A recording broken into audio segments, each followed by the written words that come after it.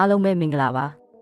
ဒီကနေ့မှာတော့ကျွန်တော်မျှဝေပေးသွားမယ့်အကြောင်းအရာကတော့ Xiomi အသုံးပြုသူများအပြင် Mi Wi-Fi extender ဒါမှမဟုတ် Mi 4C router များအတွက် Mi account ဟာမရှိမဖြစ်လိုအပ်တဲ့အရာတစ်ခုဖြစ်ပါတယ်အခုနောက်ပိုင်း Mi account တစ်ဖွင့်တာအရင်ကလိုအလွယ်တကူဖွင့်မပေးတော့ပါဘူး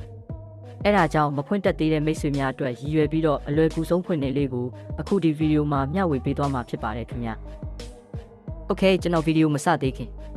နီးပညာနဲ့ပတ်သက်တဲ့စိတ်ဝင်စားစရာဗဟုသုတများကိုအပတ်တိုင်းတင်ဆက်ပေးသွားမှာမို့ channel ကို subscribe မလုပ်ရသေးရင် subscribe လေးနှိပ်ပေးဖို့တောင်းဆိုချင်ပါတယ်ခင်ဗျ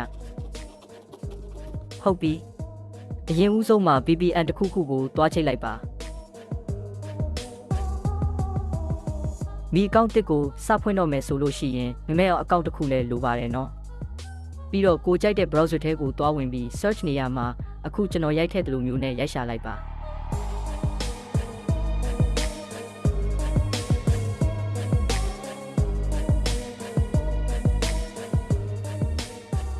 Okay အဲ့နေရာကိုရောက်ရင်အောက်က sign in ကိုနှိပ်လိုက်ပါ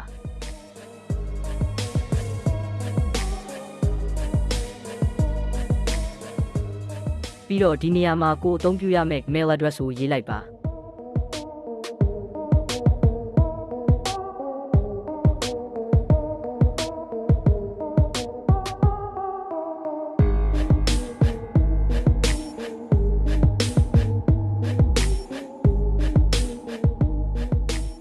ရေးပြီးသွားရင်အောက်မှာအမှတ်ချစ်လုပ်ပြီး next နဲ့ဆက်သွားပါ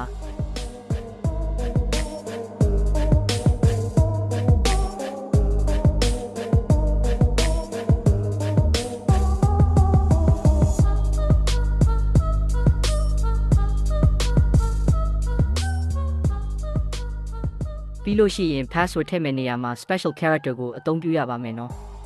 ရှေ့စာလုံးကိုအကြီးနဲ့ရေးပြီးနောက်ဆုံးမှာအနဲ့နံပါတ်ရေးလိုက်ပါ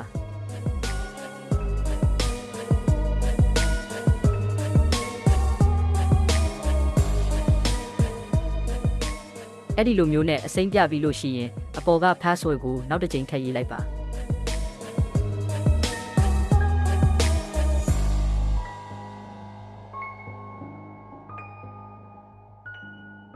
ပြီးရင်တော့ next နဲ့ဆက်သွားပါမယ်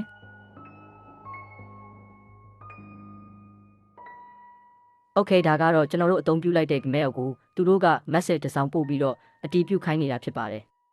အတည်ပြုဖို့အတွက် mail ထဲကိုဝင်ပြီးတော့အဲ့ဒီ message ထဲမှာ activate account ဆိုတာကိုတွားနှိပ်ပေးရပါမယ်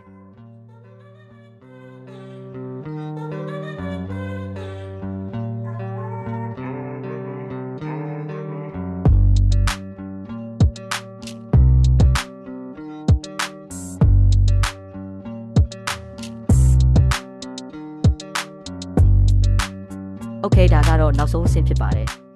complete ဆိုတာကိုနှိပ်လိုက်ရင် Mi account တစ်ခုပိုင်ဆိုင်သွားပါပြီခင်ဗျအဲ့ဒီလိုပြလာရင်မိတ်ဆွေတို့ဘာမှစိုးရိမ်စရာမရှိပါဘူးနော်အစကရိုက်ရှာတယ်လို့ပြန်လုပ်ပြီးတော့ account ဝင်လိုက်ပါဒါမှမဟုတ် Xiomi ဖုန်းရဲ့ setting ထဲကနေလည်းဝင်လို့ရပါတယ်ခင်ဗျ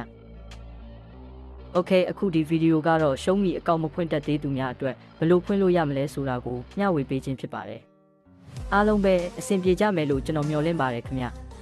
နီးပညာနဲ့ပတ်သက်တဲ့စိတ်ဝင်စားစရာဗဟုသုတများကိုအပတ်တိုင်းတင်ဆက်ပေးသွားမှာမို့ channel ကို subscribe မလုပ်ရသေးရင် subscribe လေးနှိပ်ပေးဖို့တောင်းဆိုချင်ပါတယ်ခင်ဗျဆိုတော့နောက်ထပ်ဗီဒီယိုတွေမှာကျွန်တော်တို့ပြန်ပြီးတော့တွေ့ရအောင်ပါ